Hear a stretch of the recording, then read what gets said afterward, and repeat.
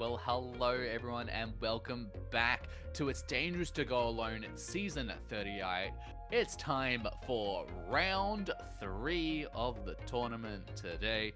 We have Omniscient Outrage against Lowlands. Kata, what do you think of these two teams?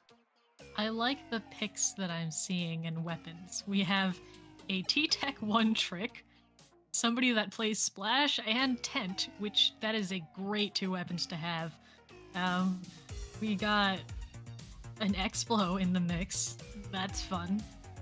And I think these teams have a lot of flexibility with the picks that they are going to have.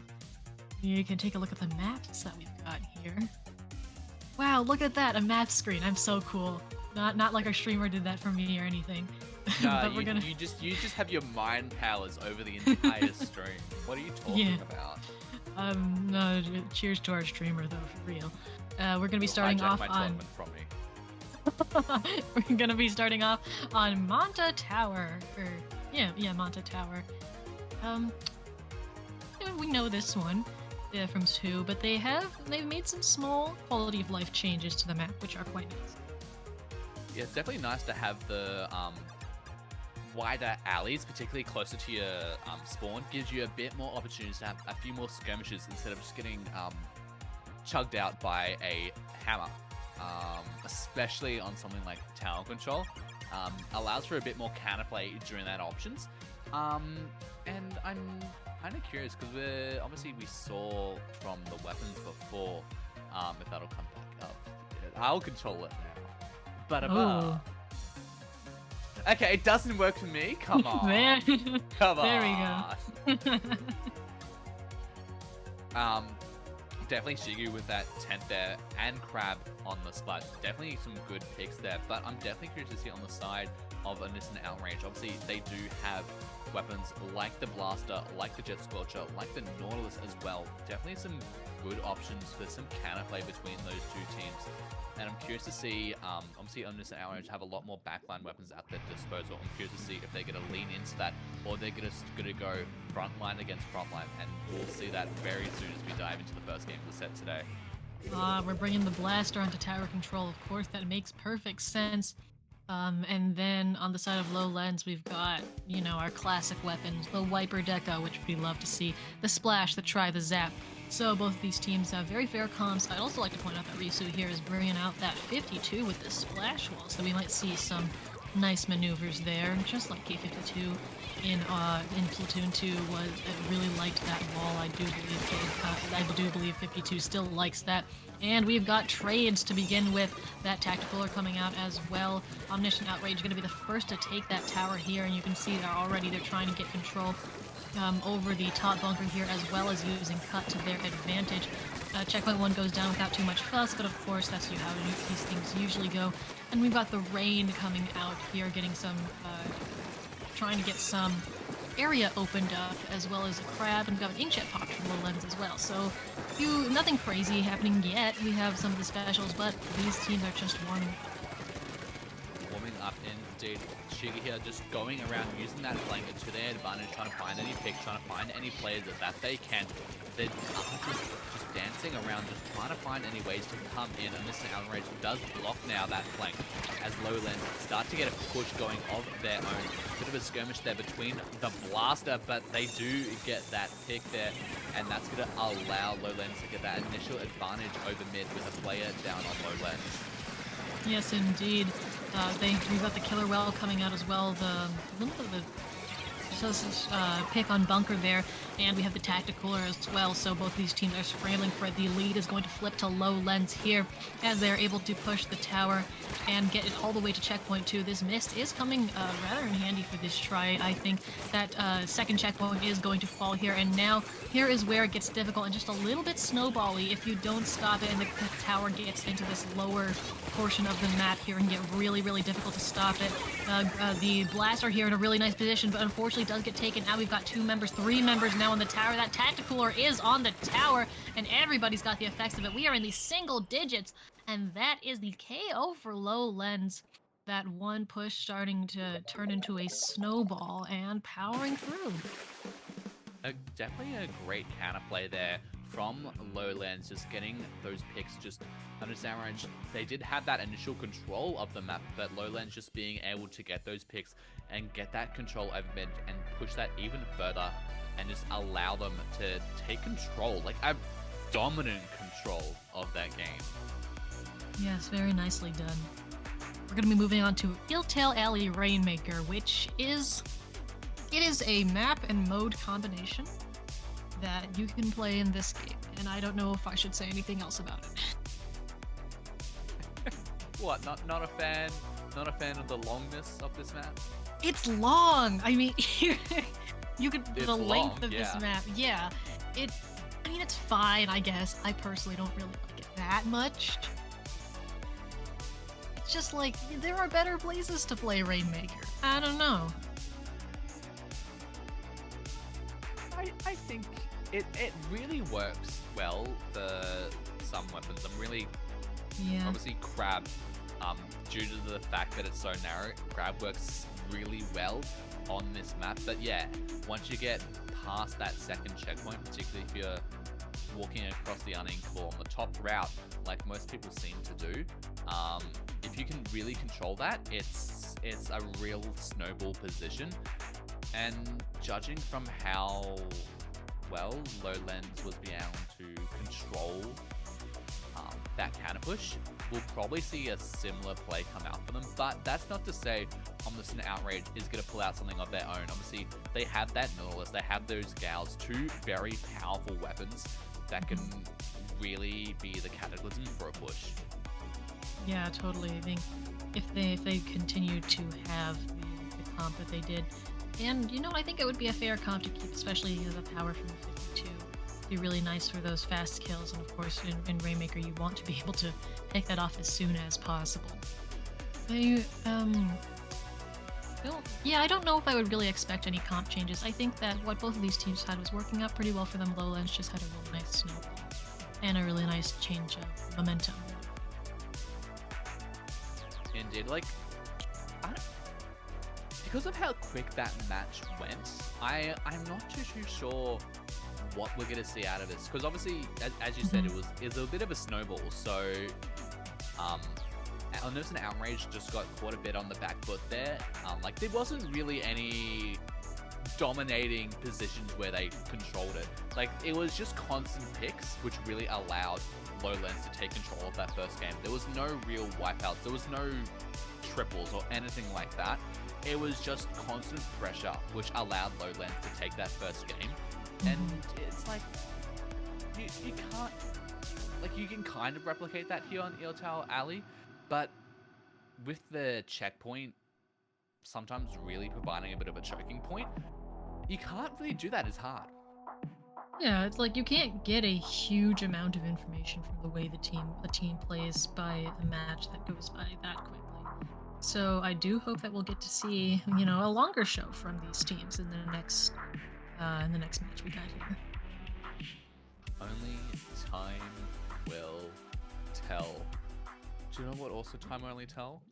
When the match is gonna start, and that's right now as we go into Eeltail Alley. Let's see what these two teams bring out this time. Let's see, indeed.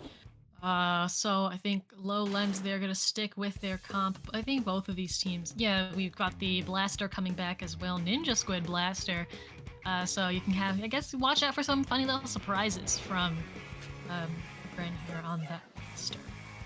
Omniscient Outrage is going to get that first pop onto the Rainmaker shield, going to give them that early turf advantage there into mid, but Lowlands is going to give that little bit of counterplay, get that tactical underway, is going to give them that movement speed, and give them all of those speed buffs. But oh no, about the Nautilus, Meephy taking two players down, then picking up the Rainmaker, giving them a great first lead in here, but that tactical is just going to allow them some very quick respawns. The Toxic Mist is going to delay them, but not delay them from getting down that first checkpoint as three players go down on Lowlands. Omniscient Outrage in a great position going into this second game. Yeah, the Blaster able to use that area effect to take out the enemies just so high up. You can see that's the uninkable that you were talking about. This Rainmaker does have to watch out for the ink that they are going to try and avoid that chip damage. Doesn't look like they're going to take this unequal route, instead opting to go for this ramp on the side here. And they're already very close to that goal, getting it to 28. Very nice push. Lucas does take them out, but gets taken out themselves. And Omniscient Outrage still has a position. They are going to be able to put 6 more points on the board just walking up that ramp. The combination of the Zap's presence and the miss, I don't think they'll be able to get any more points for now, especially being 3 down, but that is a very nice first push, and that sets the bar very high. Yeah, getting all the way down to 22, definitely a great position to be in with only a minute and a half down into this match as the Rainmaker gets reset back to mid, allowing Lowlands to get that for a bit of counter push going, like we saw in the first game.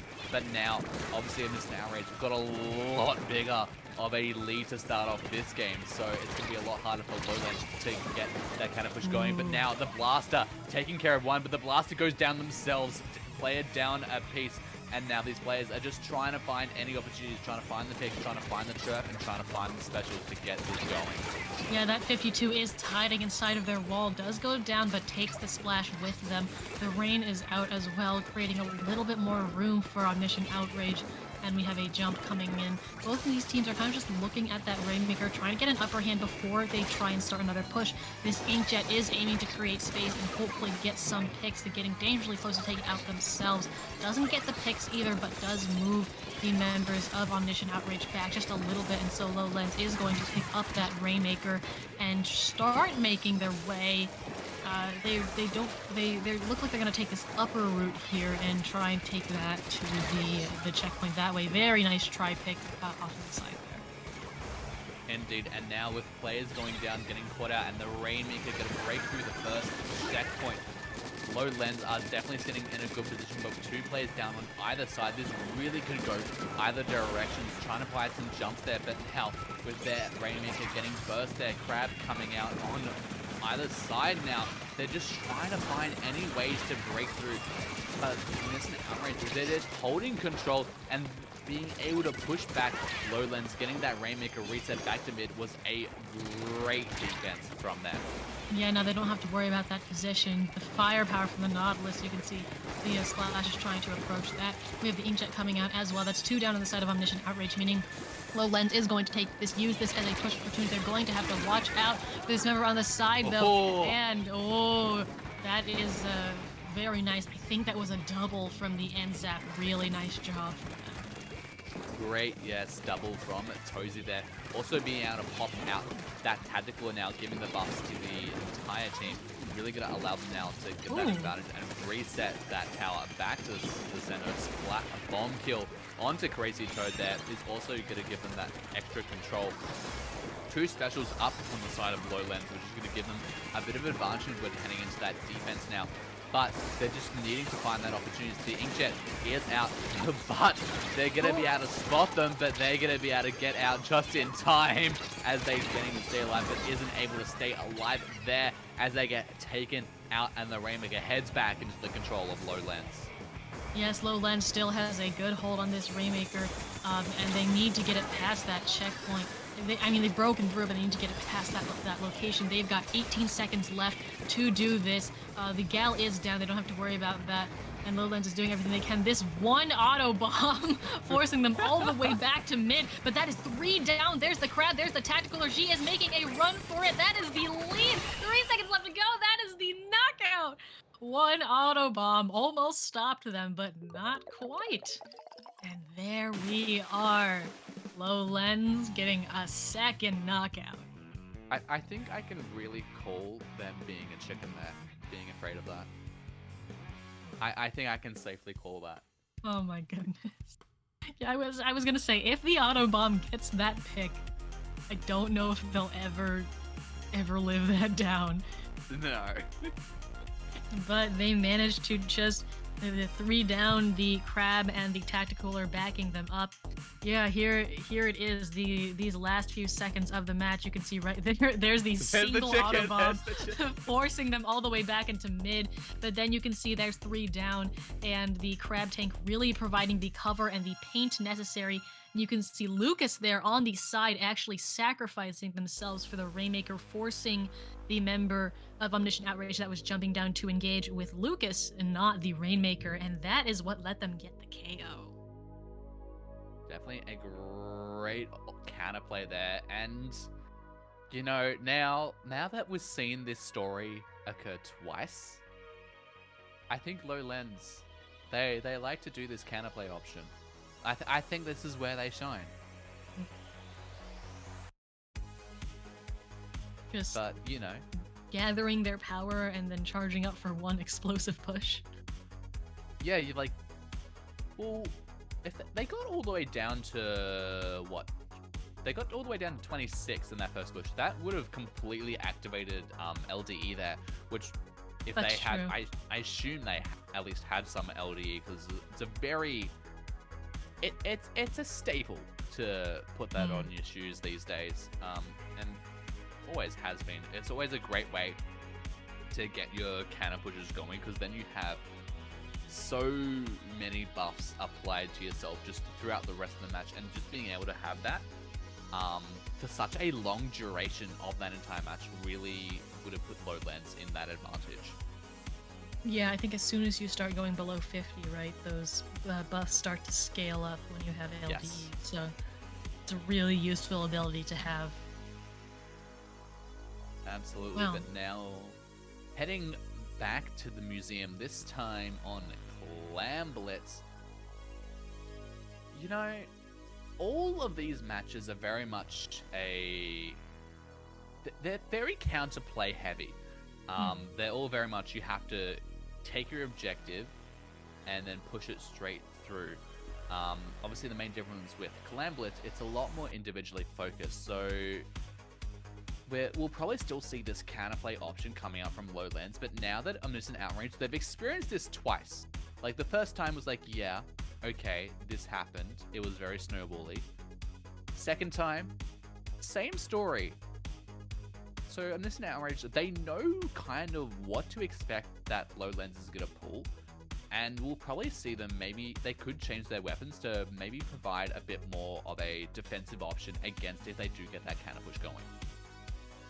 Yeah, they want to be able to stop that. The thing is, the openings that Lowlands has been making have been like 3-down wipe type situations, and trying to just not give Omniscient Outrage any time to recover from that.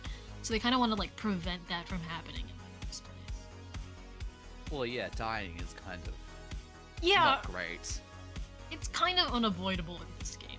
It's like, it's gonna happen, and you gotta like figure out what happens once you do it. Unless you're like an E-Lead or something, and then maybe you can expect to be like, oh, I'm gonna stay up in my one perch. I know that's not how E-Leaders actually play. E-Leader tips coming from non-E-Leader players live here on the dial. I remember Don't I die. used to like fully play Anchor. I used to like fully play Heavy, and I'd be like, if I'm not getting -1 deaths every match, I'm not doing my job correctly. But dying is going to happen even if you're an Anchor player. So being able to come back, being able to stop whatever push is barreling directly towards you. Oh, is that a 96, Gal? It is a 96 gal deco at that.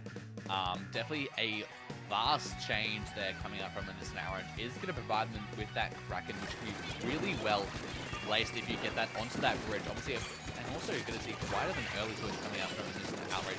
Going to climb all the way onto that ramp there, but now going back into mid, heading into the fight for control over mid, and with 3 players going down on Lowlands, this story only continues to repeat time and time again as Omniscient Outrage get the initial control of the match and get that basket popped open.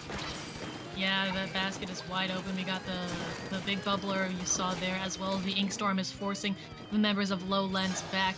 That push, though, has no follow-up, as a couple of the members of Omniscient Outrage do go down. We've got the giant Octo Kraken coming in here, just chasing this tower clamp.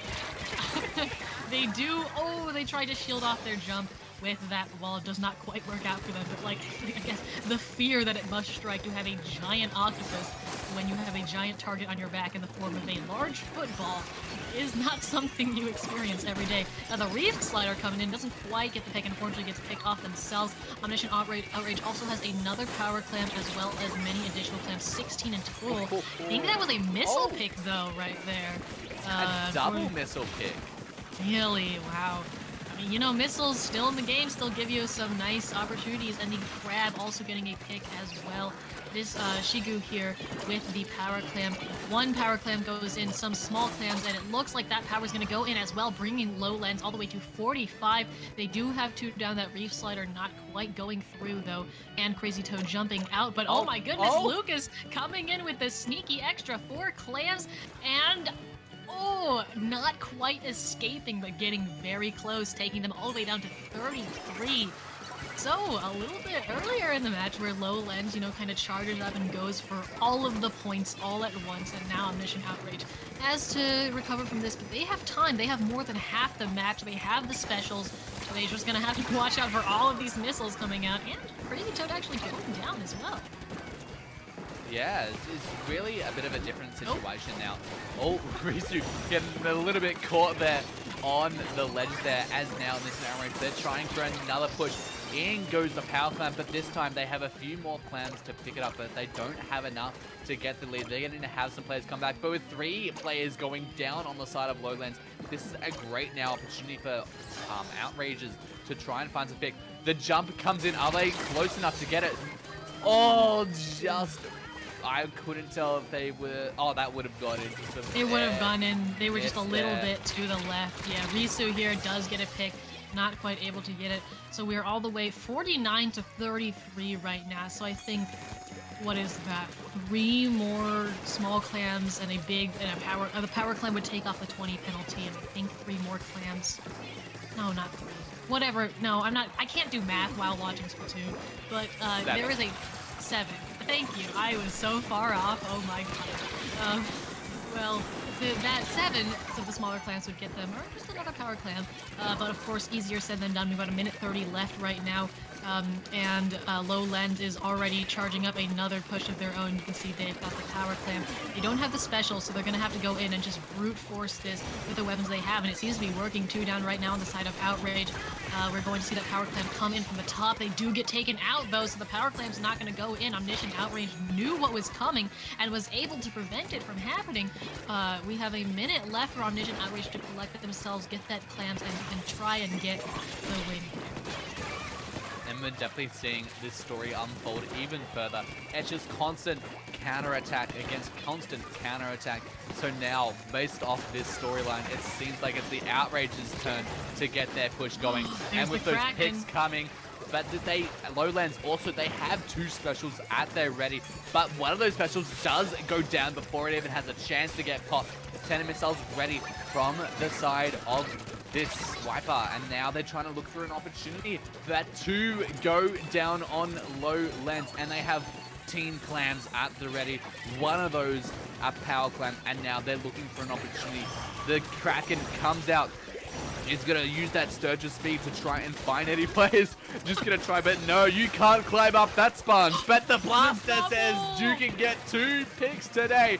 And with only a few seconds left, Omniscient Outrage, they're heading towards the basket. They pop the big bubble just to allow them. They have so many clans there, but they just need to get them in. A player goes down, 3 down, and the lead... There it is. 2 power clams is all it takes, and that is what they had. The lead just by 4 points there. God, I can't. You can't say words. I can't do math. We make a great casting team. But wow, what an end to this incredible set. Lowlands again coming in with the big push, but Omniscient Outrage knowing what to expect and coming in with a counter push of their own. Indeed, and you know, this match, this set, really has been kind of predictable in the fact it's just constant counterplay against constant counterplay. One team pushes, the other team pushes, and it was just that way. It was just like which counter push had the most effect obviously for the first two matches, There's Lucas's 4 clams. first two matches, Lowlands did have that. They had the better counterplay, but this time, and this is an Outrage, just being able to provide that bit of extra defense just to stop Lowlands from getting that extra counterplay that just gave them that advantage heading here. And now we're seeing that replay of the extra clans come in, double splat there that came out. Just a great way to end off the set and just give them that extra points onto the Swiss leaderboard. Absolutely. I think the play of waiting for the big bubbler here as well and just getting both of those clams in, because you could see I think the second power clam was also thrown up from where they were, and if they hadn't waited for that, they might have gotten shot down mid-jump, or you just not haven't been able to provide their team with that cover. So I think that was an incredible play from Gren right there on the blaster, really bringing home that end game. Absolutely. And now, actually, before we head to a break, I'll just quickly have a check up on the standings. Yes, we will. Seeing at round 3. So, how most of the matches have been reported. So, current standings, we have Abject Alibi on 42, Imperfect Impedance at 2nd, Knowing Knife 3rd, Malicious Motorcycle at 4th, and we have a 4-way tie at 4th position now between Malicious Motorcycle, Classy Cup, Deep Dark, and New Name. A very, very close there. It's going to come down to the final game to see, because remember, the top 4 teams will be moving on to the top cut. So having a 4-way tie at 4th, they're heading into this final round with a lot on the line. Yes, this round is going to determine who gets that last spot to top cut. And of course, things could possibly change the higher standings as well. We do have 3 more games to go. So we are going to take a short break, set up that last round of the Swiss preliminaries, and we'll be right back. Stay tuned.